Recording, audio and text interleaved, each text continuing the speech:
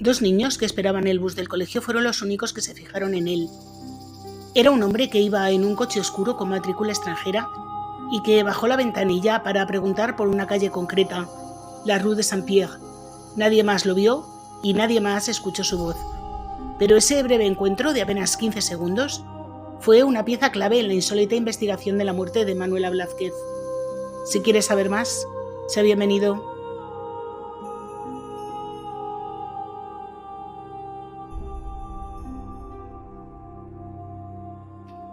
Hola a todos, yo soy Julia y hoy os traigo un caso francés que empieza con el hallazgo del cuerpo de la española Manuela Blázquez, de su hijastra y la desaparición de su bebé de 5 meses.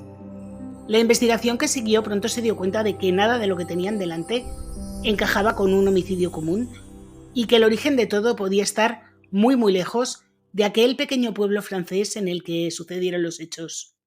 Si quieres saber más, sea bienvenido. Aprovecho para agradeceros que veáis mis vídeos y ya sabéis que si os gustan os podéis suscribir, dejarme un like, activar la campanita, comentar, compartir, hipear y todas estas cosas que a vosotros no os cuesta nada y a mí me ayuda un montón. Y bueno, no me enrollo más y vamos con la historia.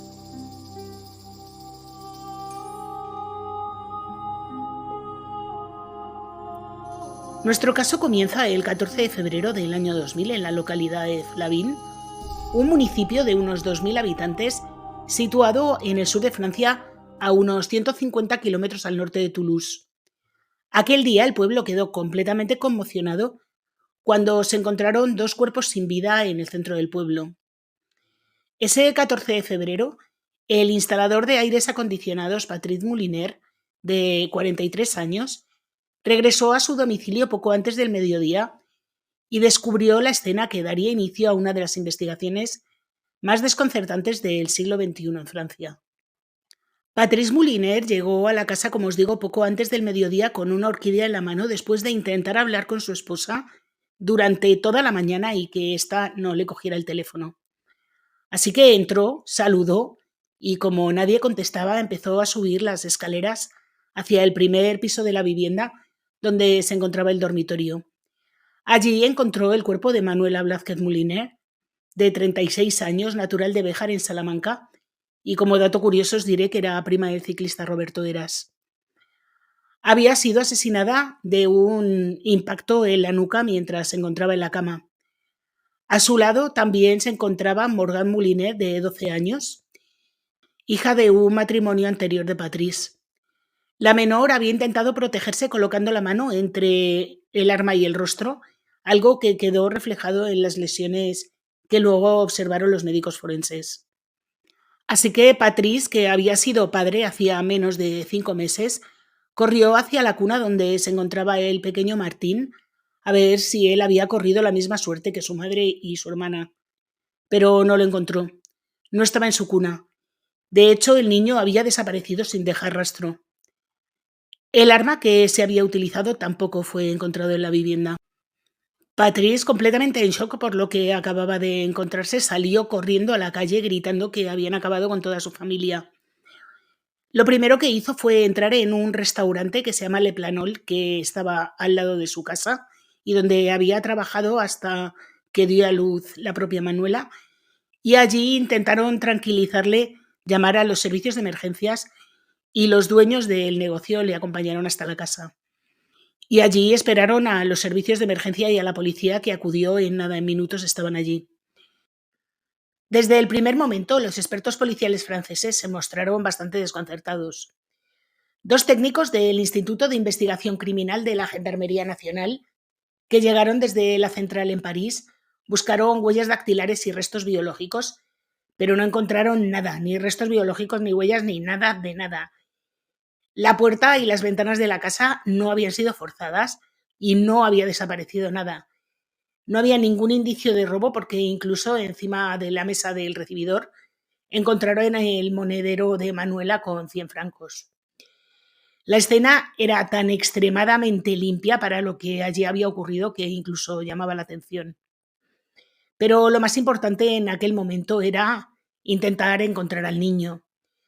Equipos de gendarmes peinaron bosques, senderos, riberas, vertederos y fosas naturales. Se emplearon perros especializados, un helicóptero y patrullas repartidas por toda la zona. Incluso un equipo de 70 gendarmes y militares rastrearon 50 toneladas de basura en los vertederos de la zona, pero no apareció ni la más mínima pista del pequeño Martín. Los investigadores decidieron reconstruir los movimientos del matrimonio aquella mañana según el registro de llamadas. Y entonces fue cuando descubrieron que Manuela había hablado con su médico a las 9:30 desde su teléfono móvil y que a partir de las 10:30 Patrice había llamado insistentemente a la casa sin obtener respuesta. A las 11:30 una empleada de correos le vio salir de casa desesperado hacia el restaurante Le Planol, un restaurante en el que Manuela había trabajado antes de dar a luz, y regresar minutos después acompañado de los dueños del local. Así que la policía dedujo que los hechos habían tenido que ocurrir entre las 9:30 y las 11:30 de la mañana. Como es normal en estos casos, el primer sospechoso para la policía es la pareja de la fallecida, Patrice Moliner. Patrice había estado casado 2 veces anteriormente y era padre de una chica que se llamaba Vanessa, que tenía 20 años en el momento de los hechos y no residía en Flavín. También tenía a Morgan, de 12 años, que fue la niña que falleció en el crimen. Patrice y Manuela se habían conocido 6 años antes en España y aquello fue un auténtico flechazo. He leído en algunos sitios también que eran amigos de la infancia, pero esto solo lo he oído en un sitio. En el resto he oído que se conocieron en España. 3 años después de conocerse, Manuela decidió dejar su ciudad natal, Salamanca, para unirse a Patrice en Francia. La pareja se casó en el año 1998 y habían residido en otras localidades hasta que compraron una pequeña granja en la ciudad de Flavín, y allí es donde residían desde hacía unos meses cuando sucedieron los hechos. Por lo que respecta a Morgan, la hija de Patrice, era una niña de 12 años que acababa de llegar a la casa de su padre para pasar allí las vacaciones de invierno y conocer al bebé que acababa de nacer, a Martín. Como os digo, la policía consideró a Patrice como un posible sospechoso, así que le hicieron la prueba esta de los restos de pólvora, pero no encontraron nada. Y además estuvieron interrogándole durante 36 horas y terminaron descubriendo que aquel hombre no tenía absolutamente nada que ver. Confirmaron por medio de testigos que el hombre estuvo ocupado toda la mañana y no solo los partes de trabajo, sino los clientes que había visitado así lo corroboraron. Así que decidieron descartarle formalmente como sospechoso. Además de hablar con Patrice, los gendarmes se desplegaron por toda la zona e intentaron encontrar a algún testigo que hubiera visto algo sospechoso durante aquella mañana. Y el único detalle que encontraron que no encajaba con la rutina diaria lo dieron 2 niños que recordaron haber visto un BMW oscuro con matrícula extranjera, no supieron precisar si suizo o belga, que paró aquella mañana para preguntar por la Rue de Saint-Pierre, la calle exacta en la que vivía la familia Moliner. Los niños recordaron que el hombre tenía un fuerte acento alsaciano. Y como la reconstrucción del último día de Patrice no había arrojado luz sobre el caso, decidieron que Patrice empezara a contarle a la policía todo lo que había hecho en las semanas previas. Y así, a raíz de una pregunta rutinaria, partiendo de, como os digo, la reconstrucción de las últimas semanas, fue cuando Patrice mencionó que había recibido una llamada de un hombre con el que no hablaba desde hacía 15 años, Jean-Marie Bonmant, un antiguo vecino suyo en la Dordoña, que era un hombre de origen alsaciano, y que la relación entre ambos había sido cuanto menos peculiar. Y fue así como se relacionó el BMW negro con un hombre con acento alsaciano preguntando por la Rue de Saint-Pierre con lo que había pasado en la casa de Patrice Moliner. Y todo se complicó más cuando la policía empezó a investigar sobre la vida de Jean-Marie Bonmat, porque les pareció un hombre muy, muy raro.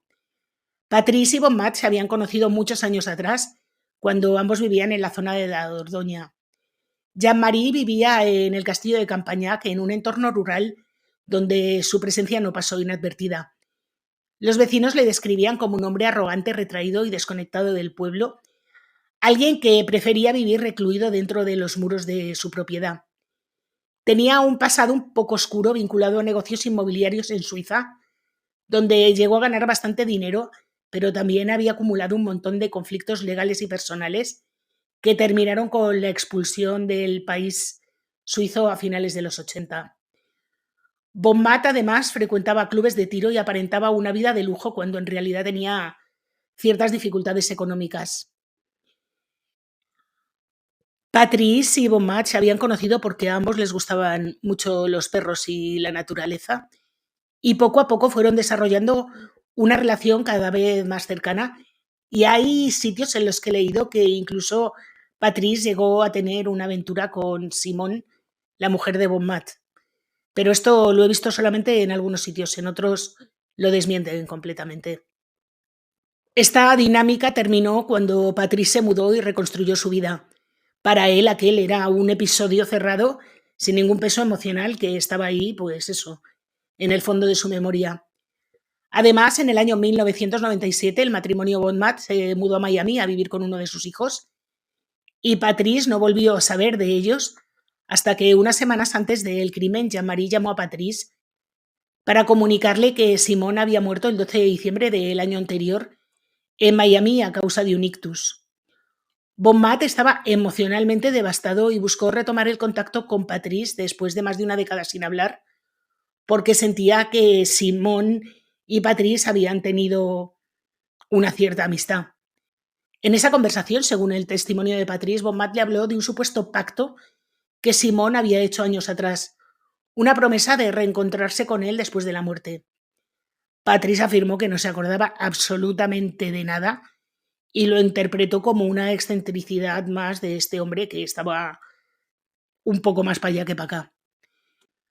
Lo que levantó las alarmas en los agentes fue que cuando Patrice contó esta conversación, que él había contado con la mayor naturalidad del mundo, explicó también que en aquella llamada él mismo mencionó casualmente que acababa de nacer su hijo, el pequeño Martín. Y hasta ese momento, como los investigadores no tenían ningún hilo claro del que tirar, decidieron centrarse en Bon Mat. Y así fue como descubrieron que Jean-Marie Bon Mat había volado de Miami a Zúrich el 12 de febrero, 2 días antes del crimen. En Suiza había alquilado un coche y cuando los agentes se desplazaron a Zúrich para comprobar el modelo del vehículo vieron que no era un BMW, sino un Opel Vectra negro, pero la línea del vehículo y el color coincidía con lo que habían descrito los testigos. Era realmente el primer avance que tenían en la investigación, aunque era un avance cogido con muchísimas pinzas. El Opel Vectra ya había sido devuelto a la empresa de alquiler y al revisarlo los investigadores hicieron 2 hallazgos decisivos. Bajo las alfombrillas encontraron una bala del mismo calibre utilizada para acabar con Manuela y con Morgane. Y también encontraron restos de sangre bajo el salpicadero. Recogieron las muestras de ADN y vieron que la sangre correspondía con la del pequeño Martín.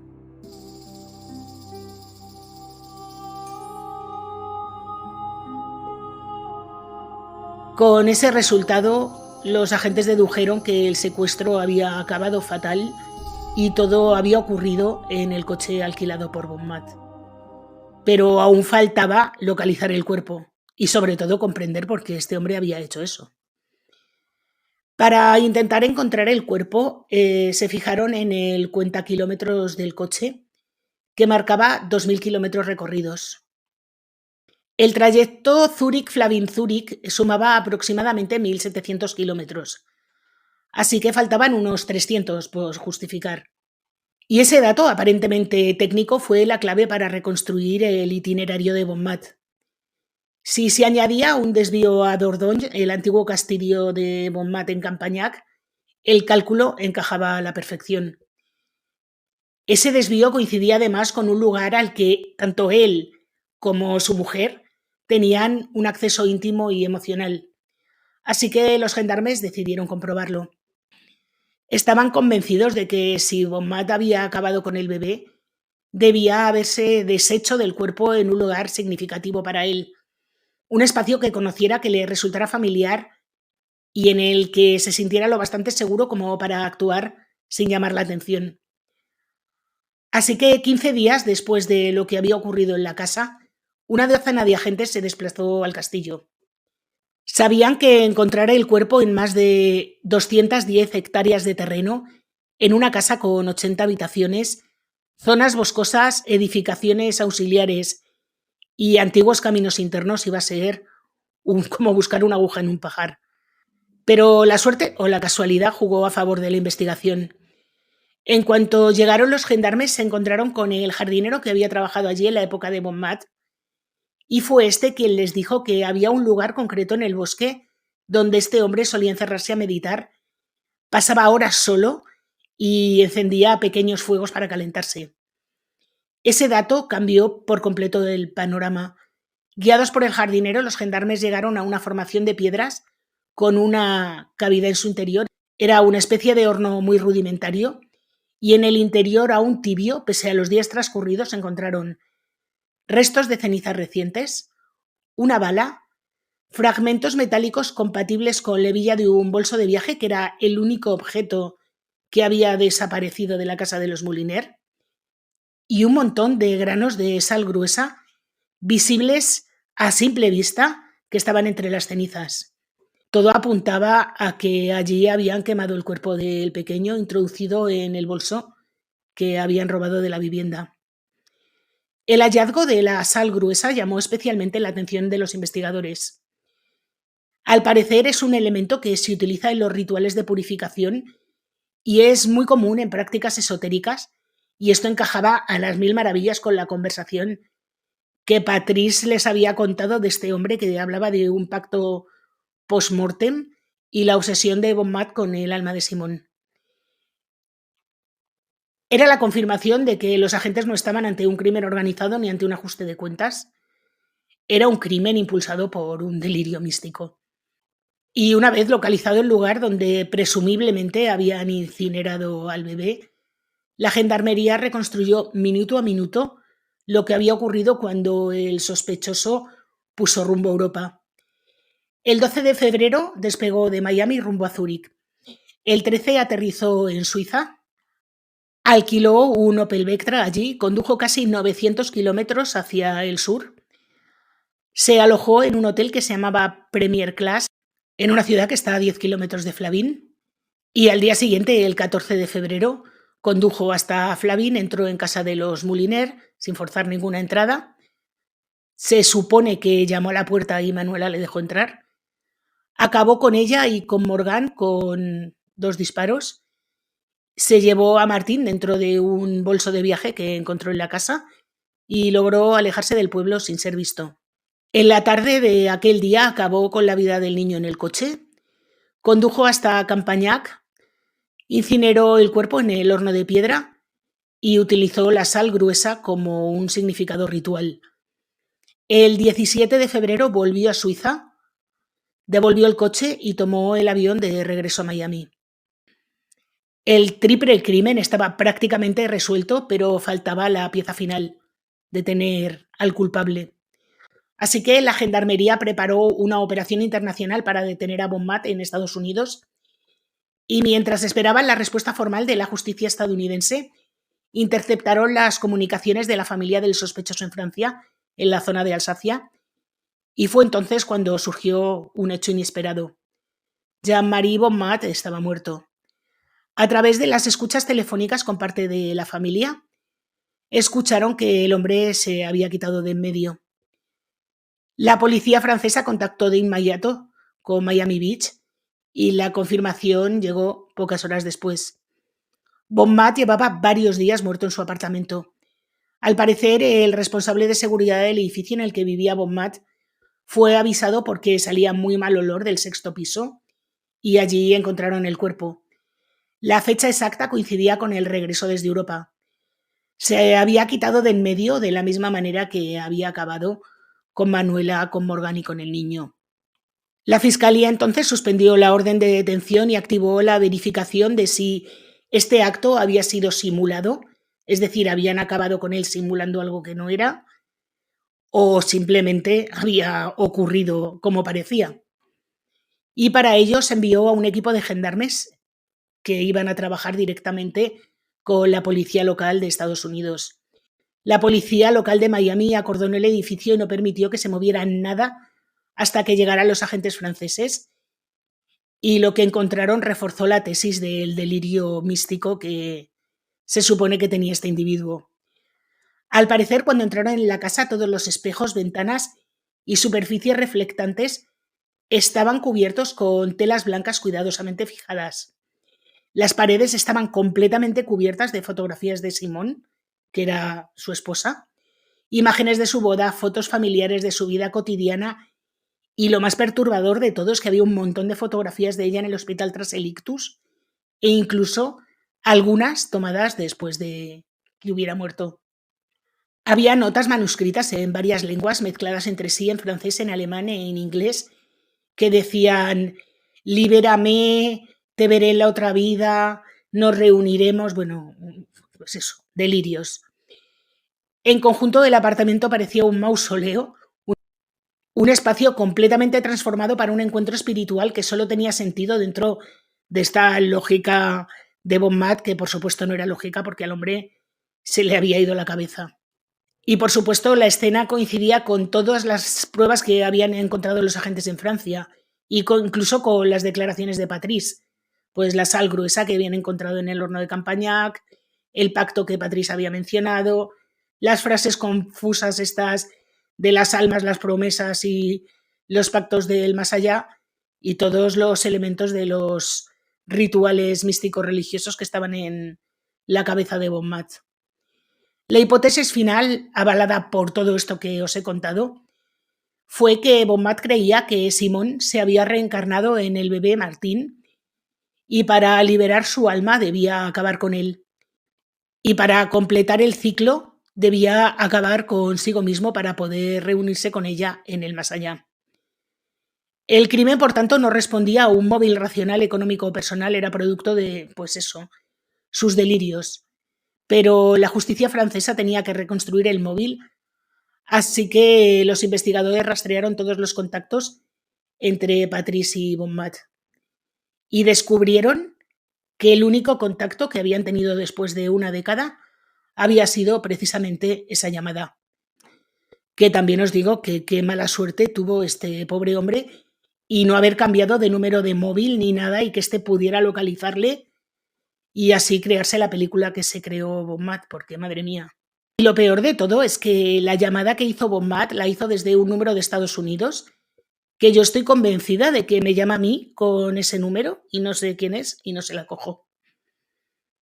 No hay que coger las llamadas de números que no conocemos. Mirad lo que le pasó a este pobre hombre.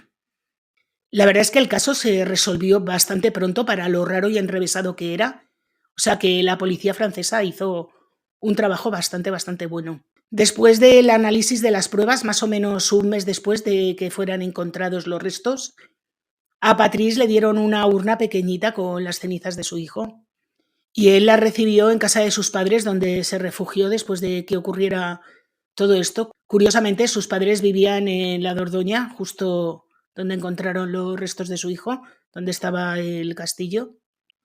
Y fue allí donde Patrice concedió una de las poquísimas entrevistas que ha dado, y allí se describió a sí mismo como un hombre completamente destruido, que había perdido a su mujer y a 2 hijos en un mismo día, sin una explicación más allá del delirio de un antiguo conocido. Y lo peor de todo es que, a diferencia de la mayoría de los casos criminales, aquí no habría ni juicio, ni interrogatorio, ni confrontación, ni absolutamente nada. O sea que es que, aunque el culpable hubiera muerto, Patrice no ha tenido un final como debería haber tenido. Yo creo que a este hombre le quedará siempre la sensación de que Bon Mat se había salido con la suya, porque consiguió hacer todo lo que estaba en su cabeza. Qué triste, la verdad. Y bueno, con este dato se acaba nuestro caso de hoy. Un caso que yo no sé por qué no es más conocido en España, porque es un caso alucinante, un caso donde hay una mujer española como una de las víctimas principales. Pero bueno, como pasa siempre, yo no sé por qué, los casos franceses en España se conocen poquísimo, aunque lo tenemos aquí al lado. Y hay unos casos, a mí A mí los casos judiciales franceses me fascinan, la verdad. Creo que hay casos interesantísimos. Y bueno, como os digo, hasta aquí el caso de hoy. Espero que os haya gustado. Si es así, por favor, dejadme un like, activar la campanita, hipear, comentar, compartir. Recordad que tengo un segundo canal que se llama Letra Pequeña, donde subo vídeo todos los martes y aquí subo vídeo todos los viernes. Así que me despido hasta la semana que viene.